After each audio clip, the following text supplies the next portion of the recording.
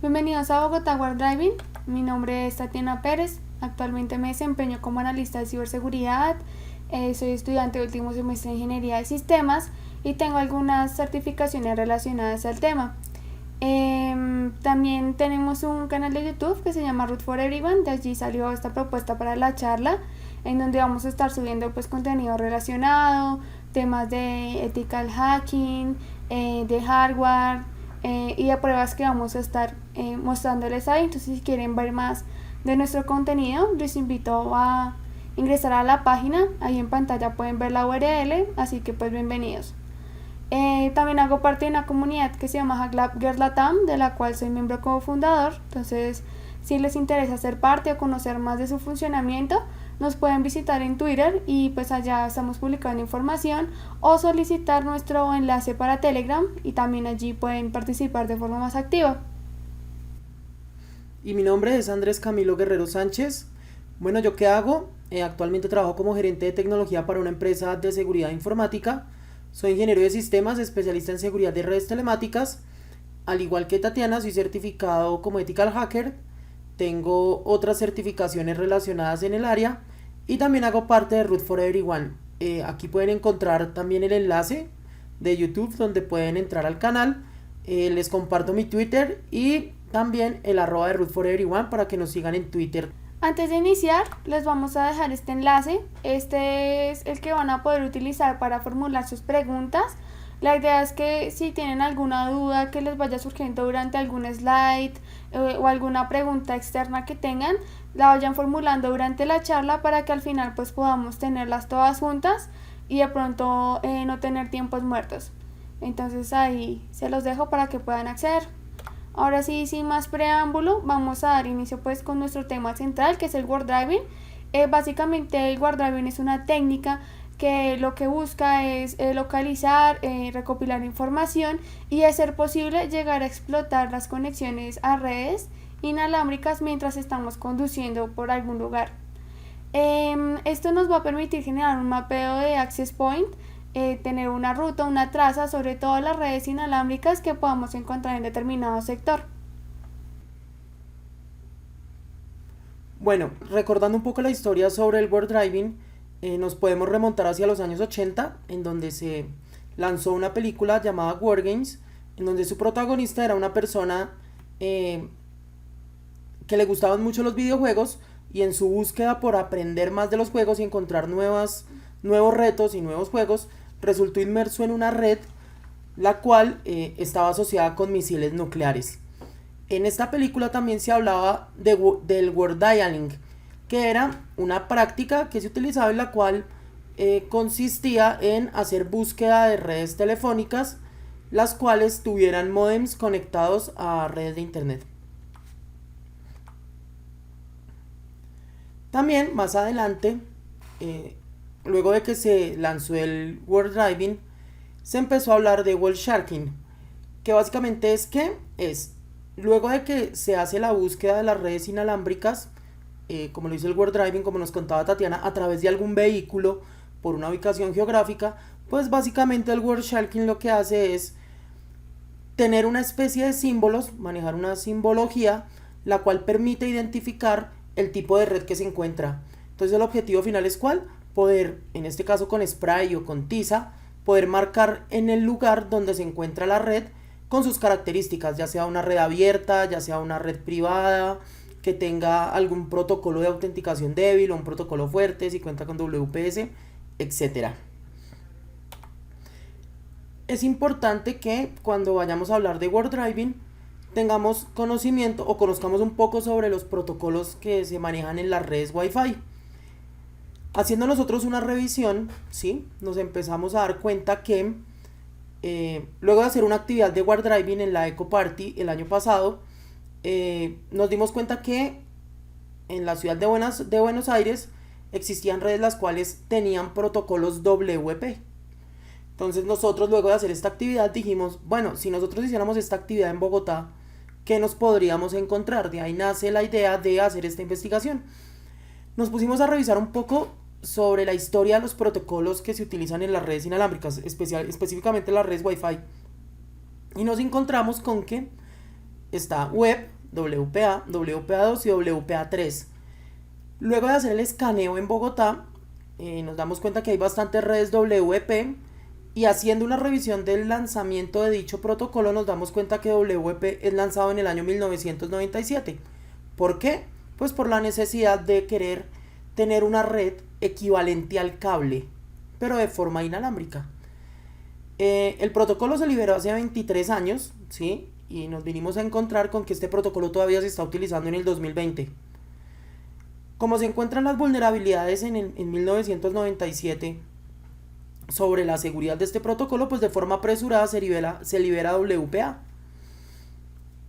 ¿Qué ocurre? Que se encuentran vulnerabilidades en WPA y se lanza WPA2, el cual también se encuentra una vulnerabilidad, la cual permite descifrar su contraseña, se hacen unas modificaciones, se hace una actualización de WPA2. Pero ¿qué ocurre? Que si nos ponemos a mirar un poco históricamente, todos los protocolos fueron liberados de afán, es decir que no se habían terminado de diseñar completamente, pero la necesidad de dar seguridad a las redes hizo que se liberaran de forma apresurada, por eso salieron con algunas vulnerabilidades. Actualmente se espera que ya se haga el lanzamiento oficial de WPA3. La única diferencia o lo que radica que se pueda lanzar este protocolo es que ya los fabricantes tienen que cambiar el hardware. No se pueden hacer actualizaciones sobre los dispositivos que son WPA2. Toca hacer lanzamiento de nuevo hardware para que WPA3 funcione. Es así como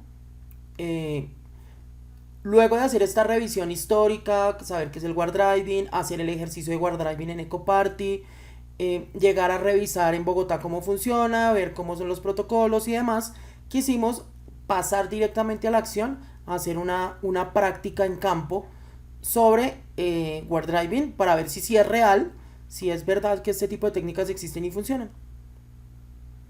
Como la idea era traer esta técnica WarDriving a Bogotá, entonces primero hicimos una lista de los requerimientos que necesitábamos, que son los siguientes. Primero, un vehículo. Pues la idea inicial de WarDriving es que uno pueda recopilar las redes y almacenar estos datos y posiblemente usarlos mientras estamos en movimiento. Entonces pues el vehículo es vital. En este caso nosotros vamos a hacer uso de un carro. Igualmente si alguno no tiene ese tipo de vehículo, puede hacer uso de otro como una moto o una bicicleta. Lo importante es que puedan estar en permanente movimiento, y en ese orden de ideas deben tener un dispositivo que pues no vaya a ser tan evidente para no levantar sospechas. No sería de pronto tan natural ver una moto con un computador enfrente o una bicicleta.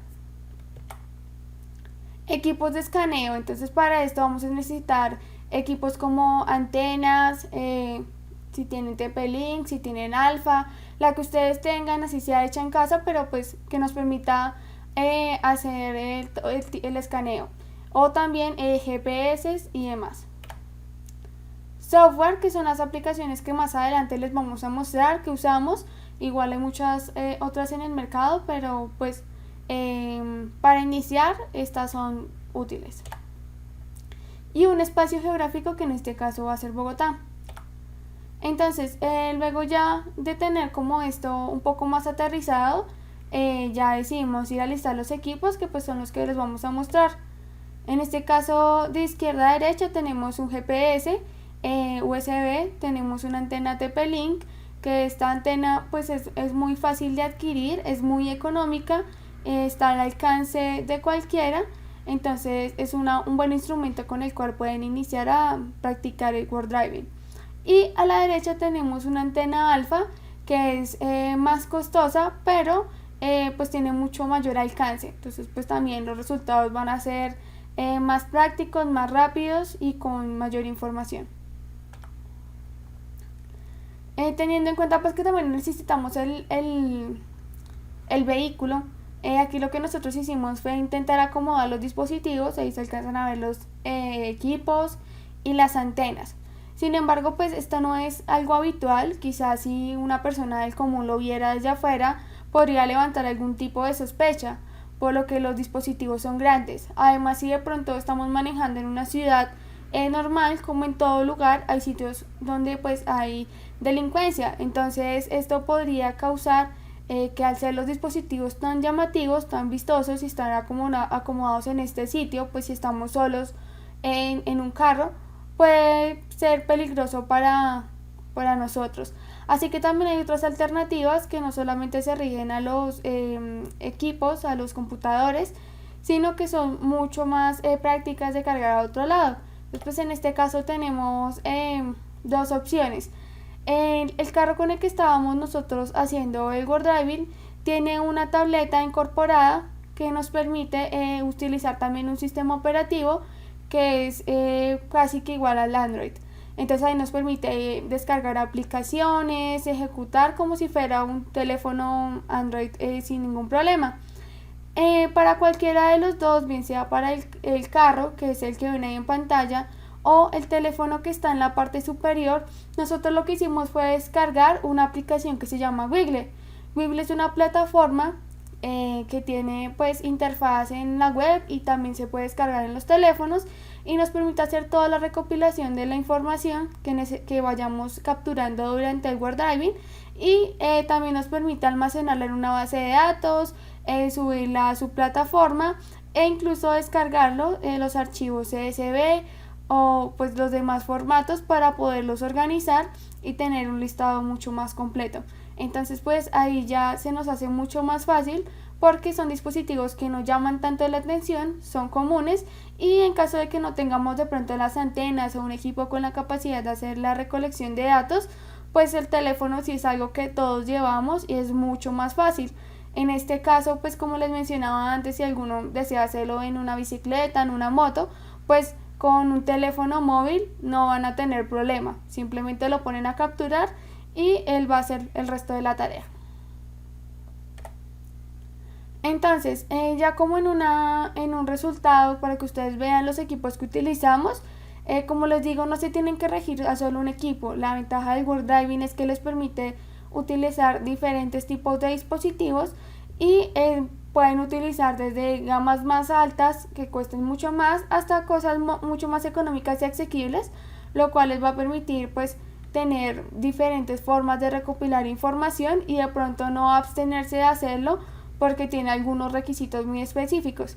En este caso, los dispositivos que nosotros utilizamos durante todo el proceso fue una investigación que duró alrededor de 2 meses, entonces por eso van a haber diferentes dispositivos, porque lo utilizamos en diferentes locaciones, en trayectos desde la oficina hacia el hogar, en la casa de alguno, en algún lugar donde estábamos de visita, de paso, entonces por eso van a haber tantos dispositivos. En este caso, MacBook Pro, Lenovo ThinkPad, Motorola E4 Plus, una antena alfa, otra TP-Link, el GPS Global Set, otra antena TP-Link y el hardware del Renault, que es el del carro.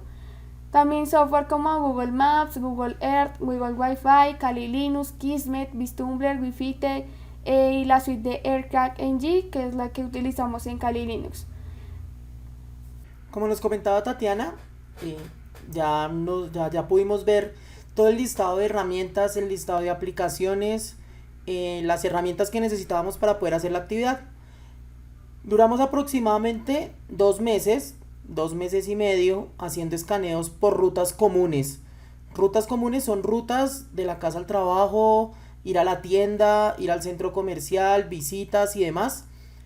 Y luego de toda la recolección de la información, cuando empezamos a extraer la información de todas las capturas,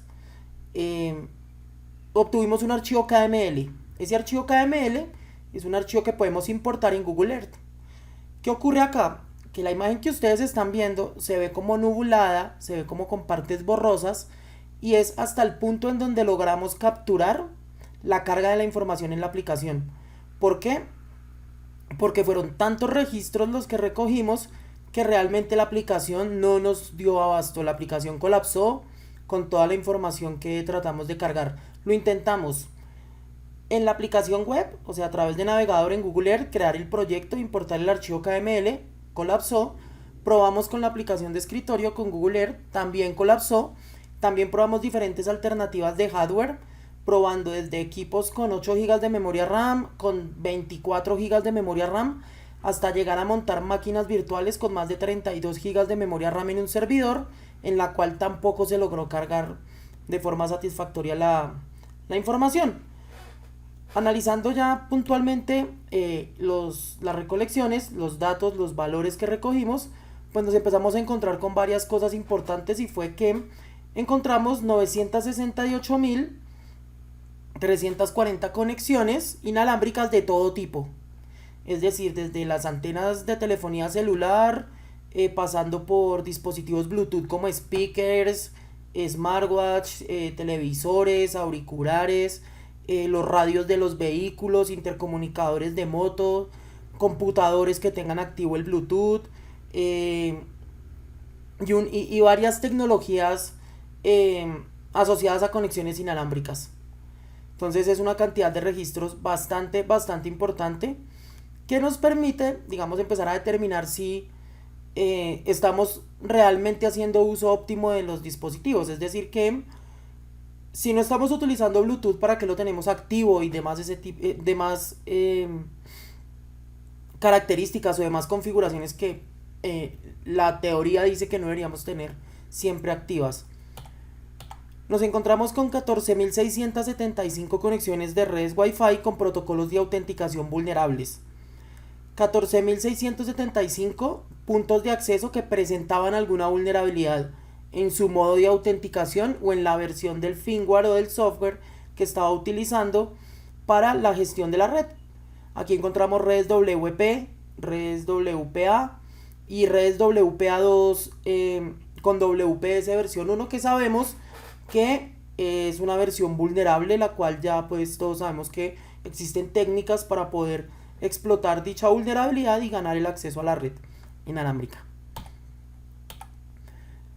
También nos encontramos con 2.878 redes con WP puntualmente implementado.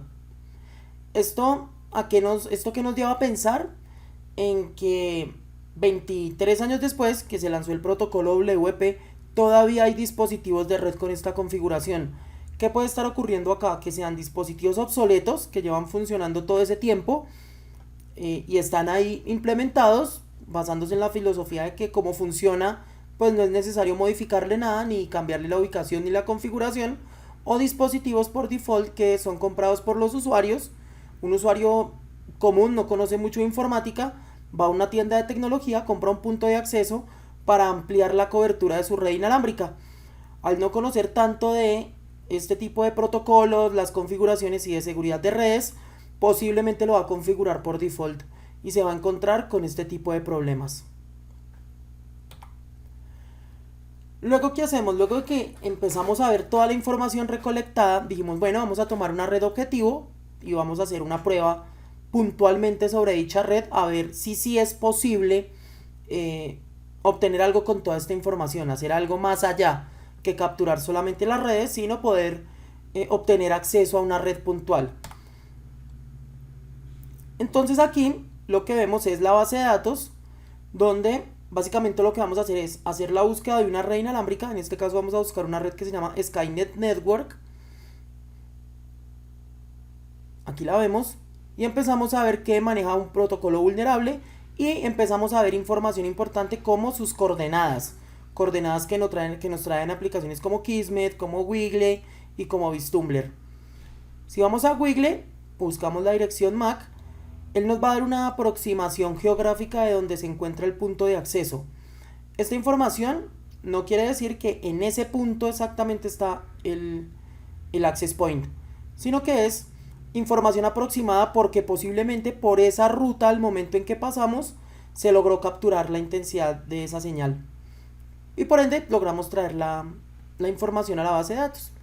Entonces aquí podemos ver que ya teniendo las coordenadas, teniendo dicha información, teniendo depurada la base de datos de redes que manejan el protocolo WP, si la cargamos en Google Earth, aquí ustedes pueden ver el mapa de Bogotá. Los puntos verdes son cada punto WP que está instalado.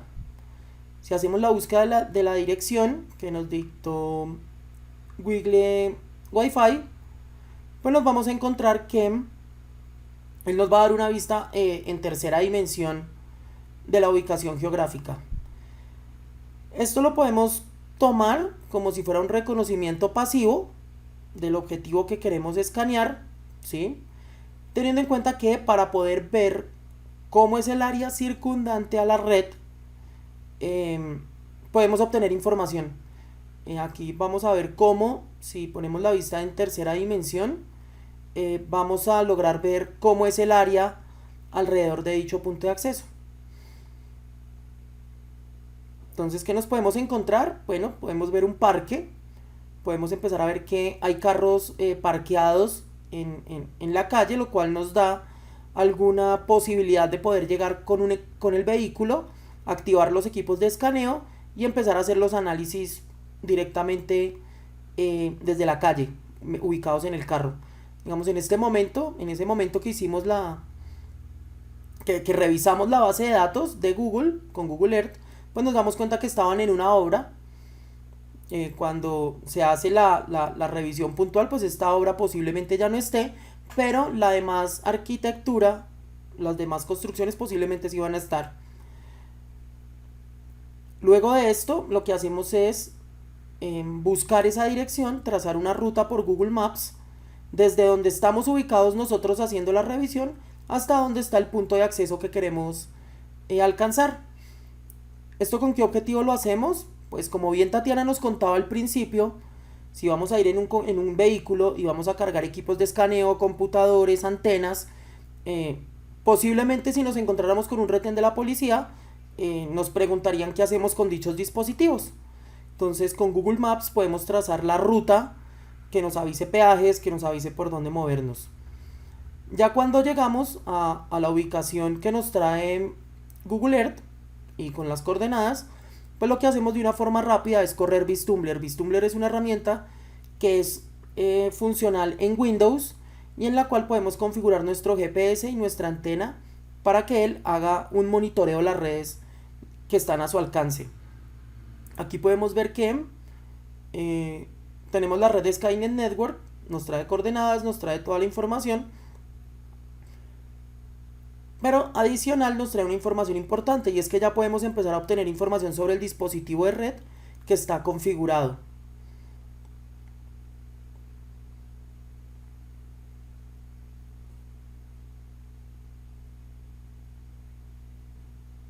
Entonces, si empezamos a mirar directamente los puntos de acceso y miramos puntualmente Skynet Network, empezamos a ver información como el tipo de protocolo que utiliza, su dirección MAC, el tipo de dispositivo, que es un tipo access point, ¿sí?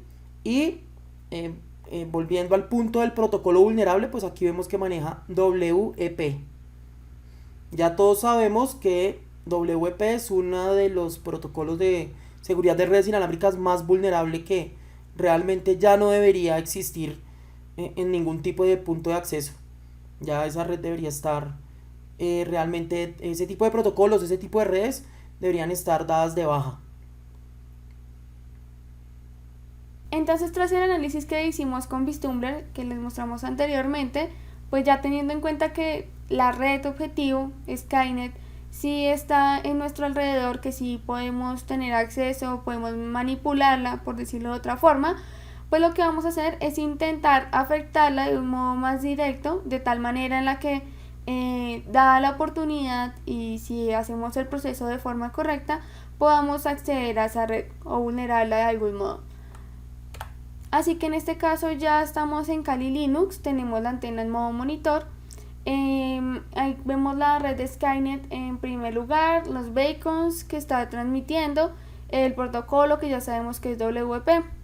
Vamos a verificar si el GPS está funcionando de forma adecuada, así que lo vamos a iniciar. En el momento en el que los dos puntos o algún punto se alumbre en rojo, va a querer decirnos que hay un satélite real que sí se está captando. Así que es el momento ideal para poder iniciar Kismet, ya que tenemos la certeza de que nuestro GPS está funcional.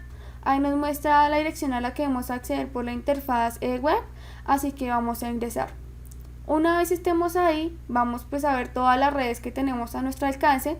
Como ya hemos verificado datos iniciales y característicos de la red objetivo Skynet, vamos a hacer la búsqueda por la MAC, que es la que estamos viendo en pantalla. Ahí podemos ver tanto las características del access point de Skynet, así como los dispositivos que Kismet está detectando que están conectados a esa red. Esto nos va a traer información más detallada, como se dan cuenta, en comparación a VisTumbler. VisTumbler nos va a ayudar con una parte inicial, sin embargo no nos va a traer detalles tan acertados como en este caso nos los ha traído Kismet. Nos va a mostrar los clientes conectados, la intensidad de la señal, el tipo de dispositivo, el fabricante e incluso el modelo, lo cual es muy útil porque en casos en los que no tengamos una red WP y queramos afectar o vulnerar un dispositivo o ver su estado, con el modelo vamos a poder ver si tiene alguna vulnerabilidad activa. Ya teniendo los datos confirmados, lo que vamos a hacer es verificar los datos de nuestra tarjeta de red. En este caso vamos a iniciar con el comando vermon, que era lo que teníamos ya antes en modo monitor, verificando que aún se encuentre en este estado, para iniciar con nuestros comandos de la suite de AirCrankNG, que es la suite principal. Entonces vamos a iniciar con AeroDump NG. AeroDump nos va a ayudar a obtener la información de las redes y los clientes que estén asociados a ellas. Entonces en la parte superior vemos todas las redes inalámbricas y en la inferior los clientes que se están conectando y a qué dirección MAC, es decir, a los AP que están en la parte superior. Eso nos va a permitir capturar los vectores de inicio. Los vectores de inicio son los que nos van a ayudar a capturar y a descifrar la clave, en este caso, pues la red que queramos atacar. En este caso vamos a hacer otra verificación con AeroDump. Vamos a poner la dirección MAC de nuestro AP objetivo, que en este caso es Skynet, el canal por el cual se está comunicando, que anteriormente lo vimos con otros comandos, que es el canal 2, y como queremos obtener el archivo de escritura que nos va a permitir hacer todo el tema del descifrado de la clave, vamos a poner el comando "-w" y el nombre que le vamos a dar al archivo. Entonces aquí lo que él va a empezar a hacer es la verificación de la captura de los vectores de inicio. Como ya vemos que está funcionando y se está ejecutando, vamos a ejecutar el comando AirPlayNG, que se utiliza para inyectar paquetes. Entonces a mayor cantidad de paquetes que nosotros logremos inyectar, vamos a obtener mejores resultados. El número 3 que nosotros referenciamos ahí es por uno de los ataques predeterminados que tiene AirPlayNG, que en este caso ese ataque lo que hace es hacer ARP request, inyectar muchos paquetes de solicitudes ARP para que la aplicación logre capturar mayor cantidad de vectores de inicio. Entonces vamos a poner la dirección MAC de uno de los dispositivos, que es donde está "-h", uno de los dispositivos host conectados. En este caso podemos probar con cualquiera de los dos, vamos a ver con cuál nos va a servir, y el "-b" se referencia al access point. En este caso no nos funcionó inicialmente, no nos logró capturar la cantidad de vectores de inicio necesarios como para descifrar una clave, así que lo intentamos con el otro host conectado, y aquí como vemos los datos que transfirió, los beacons, son mucho más superiores a los que teníamos inicialmente, son más de 100.000. Así que ya teniendo esta información y teniendo el archivo que hemos descargado, que hemos generado anteriormente, ya vamos a utilizar el último comando, que es AirCrankNG. Vamos a abrir el archivo que descargamos, que es Skynet Network 01, y después de algunos minutos, en este caso pues recortamos esta parte en nuestra demo para no hacerla tan extensa. Dependiendo de la complejidad, pues se nos va a dar la clave de nuestra red. Si ustedes se dieron cuenta, la clave es una clave que no es débil, no es una clave genérica, no es fácil de descifrar. Sin embargo, nosotros podemos tener una clave muy robusta, pero si los protocolos con los que nos estamos comunicando, si el dispositivo es vulnerable, pues de nada nos va a seguir tener estas claves tan fuertes, porque pues finalmente vamos a ser vulnerables. Ahora pues ya teniendo la clave, lo que vamos a hacer es verificar si la red está funcional, si nos podemos conectar, pero como teníamos la antena en modo promiscuo, la idea es dejarla en su estado inicial, reiniciar los servicios de la red de Kali Linux para poder realizar esa prueba.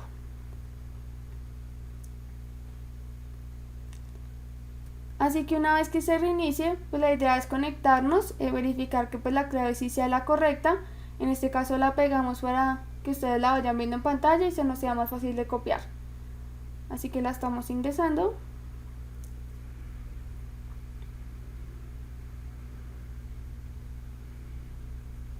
Y vamos a ver pues si realmente es la clave legítima de ese access point.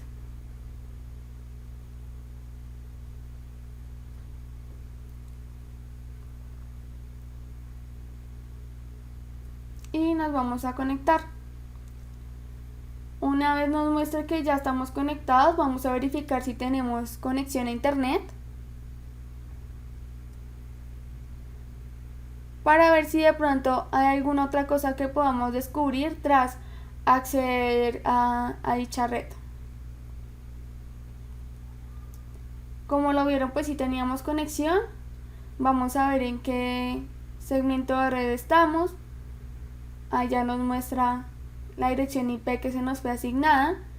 Y vamos a intentar verificar qué otras cosas podemos descubrir de la red. En este caso vamos a correr Nmap para verificar puertos abiertos en el segmento de red en el cual nosotros ya estamos accediendo.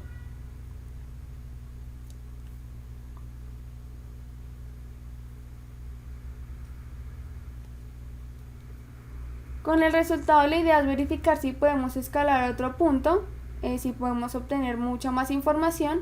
En este caso, si ustedes se están dando cuenta, nos está dando la dirección MAC de otro dispositivo, nos está dando la dirección IP e incluso la marca del dispositivo que está conectado, que en este caso es Dell. Vamos a verificar si tenemos conexión directa a ese dispositivo. Entonces vamos a hacer un ping al 192.168.0.103 para comprobar esta información. Como lo ven, pues sí tenemos conexión, así que pues ahora en este punto lo que vamos a tratar de verificar es si ese equipo tiene algo que lo pueda hacer vulnerable, que tenga algún puerto, un servicio que no debería estar ahí. Si ustedes se dan cuenta, el puerto del RDP de escritorio remoto se encuentra abierto, entre otros tantos. Así que lo que estamos haciendo es ejecutando el comando para hacer una conexión a escritorio remoto.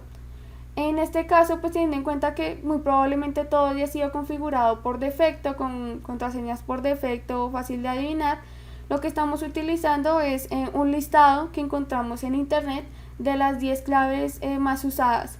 Entonces, por ejemplo, QWERTY, del 1 al 8, del 1 al 7, del 1 al 9, ABCD, admin. En este caso, pues la clave que nos surtió efecto fue la del 1 al 7, que estaba en el séptimo puesto en el listado en el que vimos. Ya una vez tengamos nosotros el acceso al dispositivo, e incluso desde el momento en que tuvimos acceso a la red, ustedes saben que pues ya básicamente el ciberdelincuente o la persona que está intentando acceder pues tiene total control. Puede ejecutar desde un ransomware, robar datos, cifrar, generar un backdoor, entre otras cosas. Así que pues es más la relevancia de mostrar pues los peligros que existen en el momento en el que tenemos una red de estas, un protocolo WP que es lanzado hace más de 23 años, como ya lo hemos dicho previamente, y que es completamente frágil.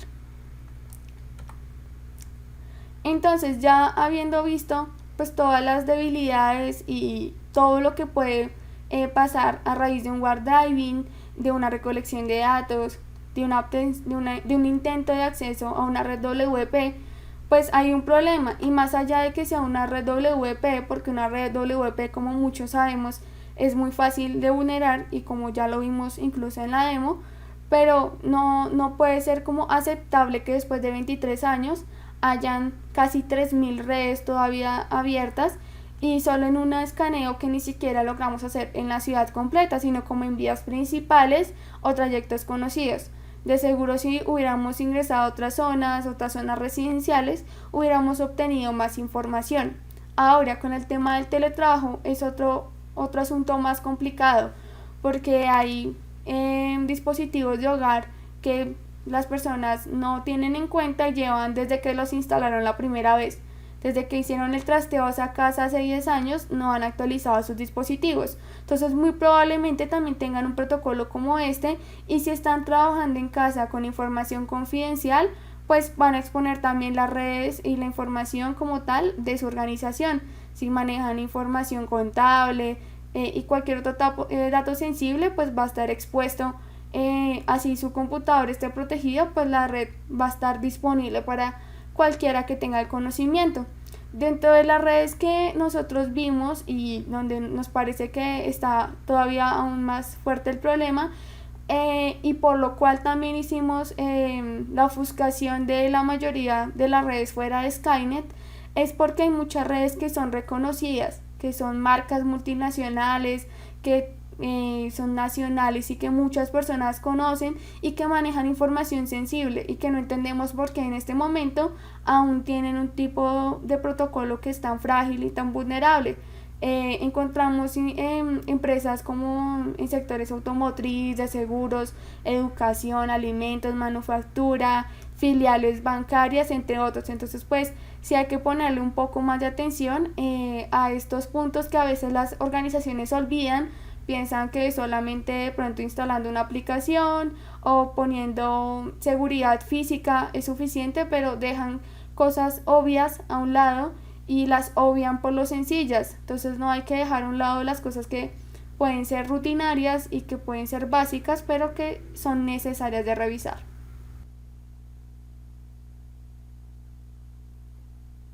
Bueno, como pudimos ver en la parte final de la demostración que nos hizo Tatiana, pues es preocupante el tema cuando nosotros empezamos a hacer la revisión de toda la información y, y nos empezamos a encontrar con que hay empresas que todavía utilizan WP. Nosotros empezamos a preguntarnos como, bueno, ¿y en dónde está la parte de seguridad? Hay empresas que son muy reconocidas y uno pensaría que cuentan con personal de seguridad idóneo, o personal o alguna consultoría o alguna empresa externa que pueda brindarle servicios de asesoría. Entonces aquí para todos es una invitación también para que nos demos cuenta que hay mucha oportunidad de negocio en esto. Pensemos en una empresa de consultoría que pueda utilizar esta información, ¿sí?, para ofrecer servicios de seguridad.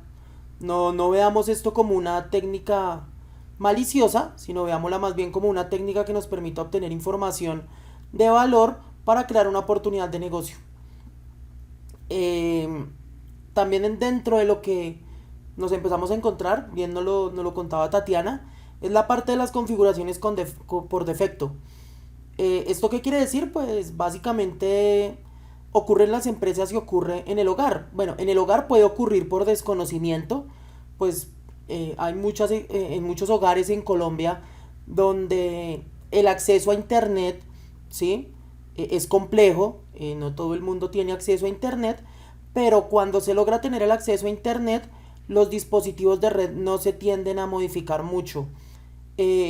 Aprovechamos y les contamos que estamos desarrollando otra investigación, la cual está muy interesante porque hace referencia a ese tipo de configuraciones por defecto en los dispositivos de red que nos entregan los ISP, que también presentan una serie de vulnerabilidades realmente preocupantes. Entonces, eso por el lado del hogar, y por el lado de la empresa, pues todos conocemos este tema en el cual muchas veces pensamos que comprar un dispositivo de seguridad, entre más costoso sea, es porque más eficiente es, y no es así. No, nosotros podemos tener un access point que cueste $2,000, pero si dentro de su configuración manejamos un protocolo vulnerable, pues realmente no estamos haciendo nada. Y es aquí donde nos encontramos con que muchos dispositivos son instalados por los usuarios en sus hogares. Como les decíamos, aquí ustedes pueden ir a una tienda de tecnología, comprar un access point. Hay access point desde $20 hasta access point que pueden llegar a costar $300, $400. ¿Sí? Pero los usuarios solamente llegan, sacan un cable de red desde el módem que le entrega el ISP, lo conectan, lo encienden y listo. No se preocupan por configurar los niveles de seguridad de ese access point. También nos empezamos a encontrar con tecnologías desactualizadas. Como les digo, un dispositivo de red que utilice WP, puede que el dispositivo no sea desactualizado, ¿sí? Pero sí el protocolo. O sea, hay dispositivos de red que, por ejemplo, todos los que estamos acá conocemos el famoso router Linksys WRT, que permite hacer muchísimas modificaciones en el firmware. Todavía hay redes, hay empresas, porque yo las he visto, he tenido la oportunidad de estar en varias empresas donde todavía veo dispositivos de red que son de hogar y los utilizan en la empresa, por ejemplo, o que son dispositivos corporativos pero son demasiado obsoletos. Entonces aquí es importante tener en cuenta que la seguridad de las redes es una parte importante para revisar en las empresas. Muchas veces los equipos de seguridad se encargan más en la parte de sistemas operativos, de pronto bases de datos, seguridad web, mucha parte de procedimientos, ¿sí? Políticas de seguridad, controles y todo este tipo de cosas, pero descuidan la seguridad de las redes. Olvidan que hay que segmentar las redes por VLANs, olvidan que hay que tener de pronto apagados las interfaces de los dispositivos de red que no utilizamos, que hay que actualizar los firmware de los dispositivos de red, que hay que utilizar DMZs, que hay que utilizar una serie de configuraciones adicionales para proteger el acceso a nuestras redes. Entonces eso es muy importante, actualizar las tecnologías, y nos dimos cuenta que hay una gran cantidad de tecnología desactualizada en Bogotá en lo relacionado a redes inalámbricas. Otro tema importante y es la situación actual y el teletrabajo. En Colombia, de pronto para los que nos están viendo desde otros países, en Colombia la cultura del teletrabajo no es muy habitual. Colombia no es un país que tenga implementadas políticas de teletrabajo, trabajo remoto, home office en las compañías.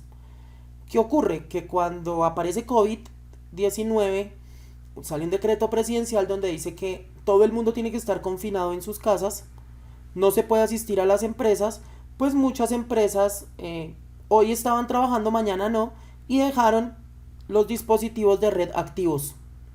Entonces, ¿qué ocurre acá? Que si yo no estoy dentro de la oficina, si no va a existir gente dentro de la oficina, pues no es necesario tener una red inalámbrica encendida. ¿Por qué? Pues porque esto da para que un ciberdelincuente pueda llegar a escanear la red, pueda llegar a tener una intrusión como tal en la infraestructura, y el administrador de red ni cuenta se dé. También tengamos en cuenta que muchas veces los servidores están encendidos, muchas tecnologías quedaron encendidas, y también hay prácticas en donde dispositivos como CCTV, que es todo lo que tiene que ver con circuitos cerrados de televisión, y los dispositivos biométricos, ¿sí? Que también es una parte muy importante en la seguridad, están conectados a la red.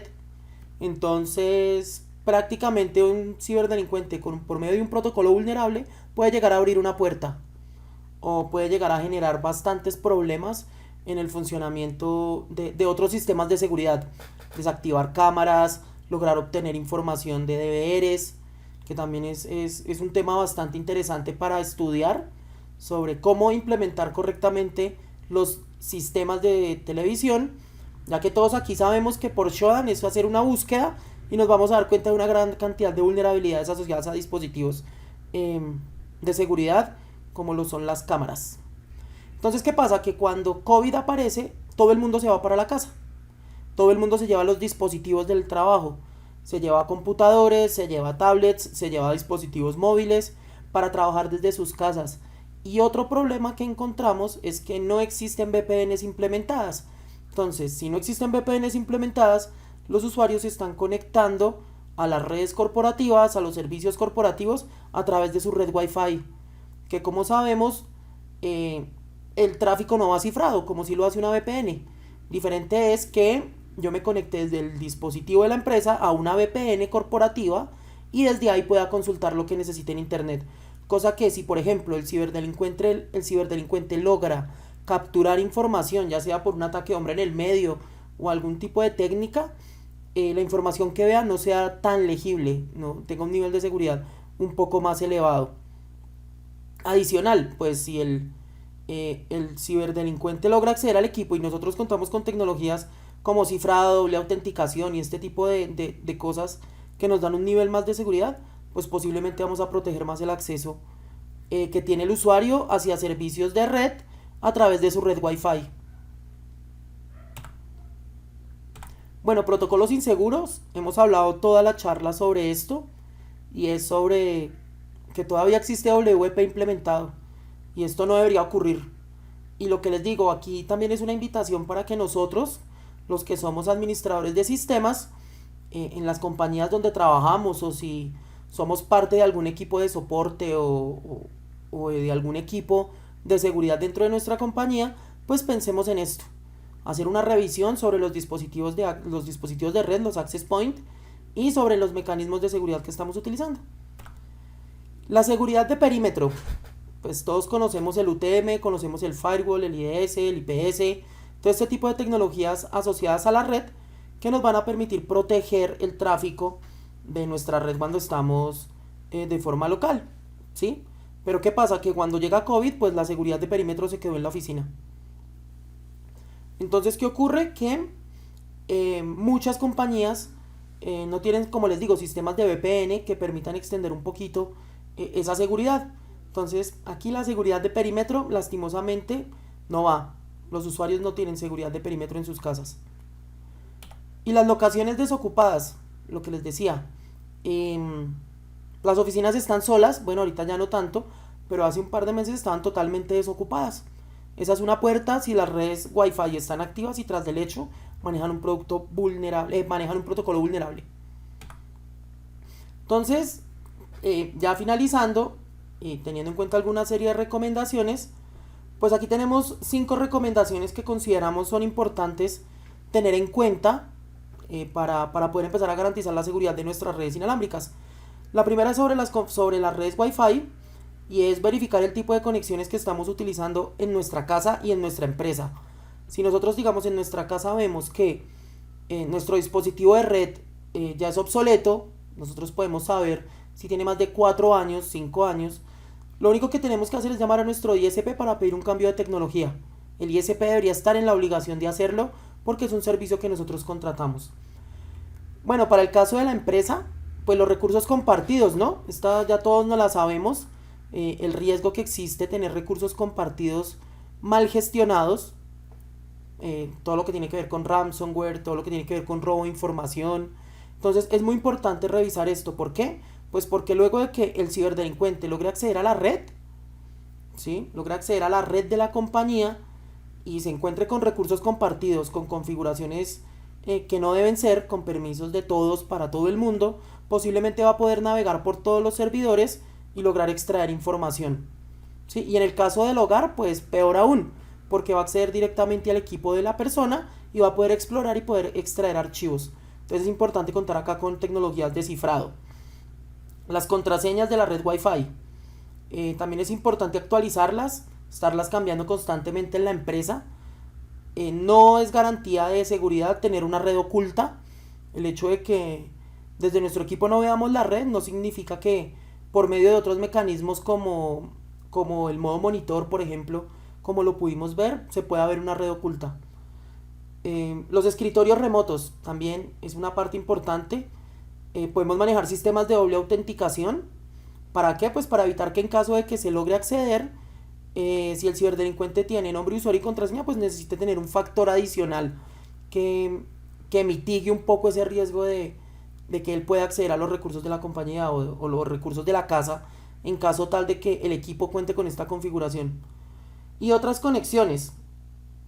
Esta parte también ya la hemos escuchado en otras charlas, en muchos eventos o personas que conocen del tema, que nos dicen que pues si no tenemos que utilizar Bluetooth, si no estamos utilizando NFC o este tipo de tecnologías, pues desactivémoslas. No las mantengamos activas porque esto puede ser la puerta para que un ciberdelincuente pueda obtener información de nuestros dispositivos y por qué no llegar a acceder a nuestros dispositivos y extraer información de valor.